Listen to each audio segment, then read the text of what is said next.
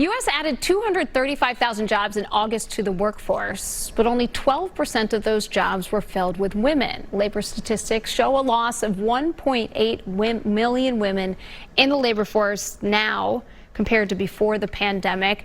So what's going on here? Are more women choosing to stay at home? Are they tired of searching for a job? Are there things that are just working against them as they try to head back to the workforce? Joining us now, human resources and executive job search expert Jenna Estlick. Jenna, thanks for being with us this morning. Good morning. Thanks for having me. So what trends are you seeing when it comes to women in jobs? Yeah. Since the pandemic began, we've seen women leaving the workforce. I can relate. I'm a working mom of two little boys, and it's been really tough for women since the onset of the pandemic, and women have made that decision to stay home, many cases, right, to care for their children.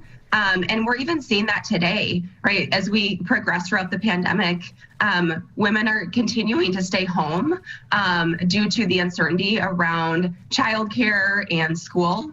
So it's definitely something that we've seen since the onset of the pandemic. As you mentioned, there's been an estimated 1.8 million less women in the labor force since the onset of COVID. Yeah, and that number, that 12%, is really striking of the new hires there. I'm wondering if you are a woman out there who is in the search right now, maybe you're not getting many leads. What can you do to really make yourself stand out? Yeah, I think, one of the big things is leveraging your network, right? Tapping into colleagues and, different personal networks. I think that another thing, more so that even, companies should be looking at are updating some of their hiring practices.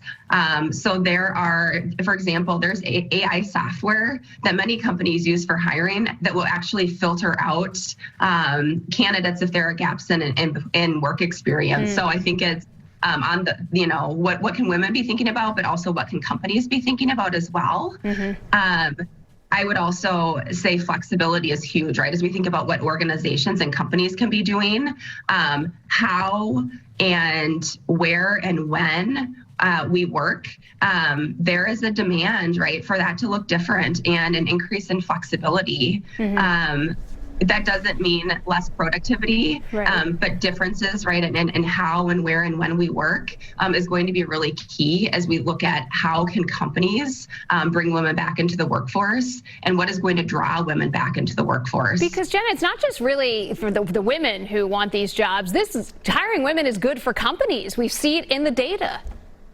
That's right. Absolutely. So having a diverse workforce is really key to business success. So for a couple of reasons. One, having a diverse workforce improves productivity, creativity, and employee engagement. And that is going to attract and retain talent. The other piece of it is it's not only the right thing to do, but it's good for business. So diverse companies see over 2.5 times higher cash flow per employee than non-diverse companies. Right. All right. Jenna Estlick, good stuff there. We really appreciate your tips. Thanks for joining us this morning. Thanks for having me.